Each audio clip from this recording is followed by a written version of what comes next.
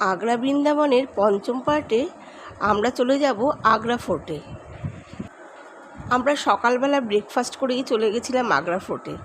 এখানে প্রবেশ মূল্য 50 টাকা।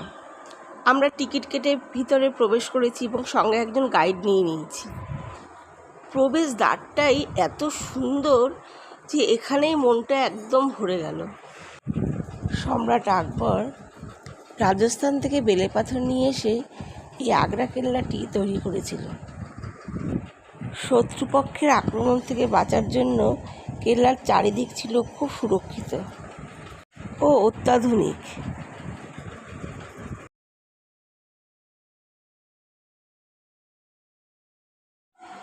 মোগল সম্রাটরা এই আগ্রা ফোর্ট থেকেই রাজ্য শাসন করতেন। এখানেই ছিল দেওয়ানিয়াম, দেওয়ানি খাস, খাসমহল, মিনা বাজার, সব কিছু। আমরা সব কিছুই ঘুরে ঘুরে দেখব।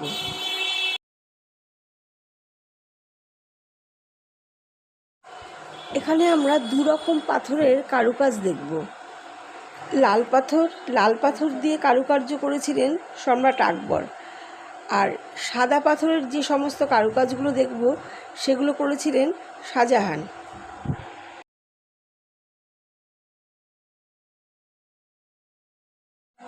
এখানে বসেই সম্রাট শাহজাহান তার প্রজাদের সব অভিযোগ অনুযোগ শুনতেন।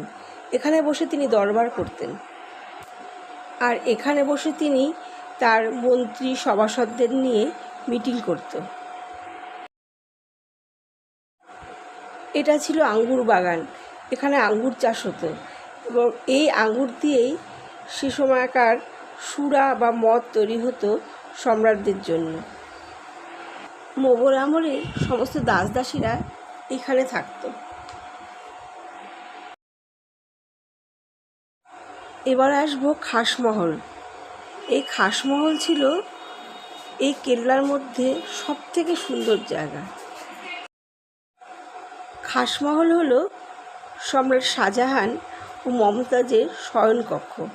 সেই সময় দরজার কোনো ব্যবহার ছিল না, পর্দা দিয়েই সমস্ত জায়গাটা ঘেরা থাকতো। দেখতে পাচ্ছি 4টে হুক।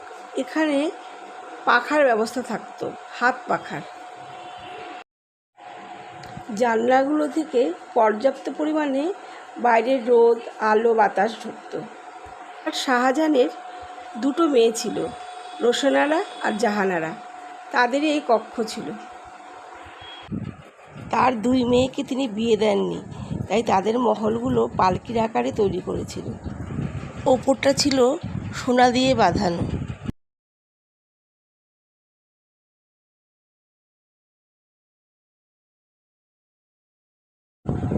1658 সাল থেকে 1666 সাল পর্যন্ত প্রায় 8 বছর সম্রাট ঔরঙ্গজেব তার পিতা শাহজাহানকে এই কক্ষেই বন্দি করে রেখেছিলেন।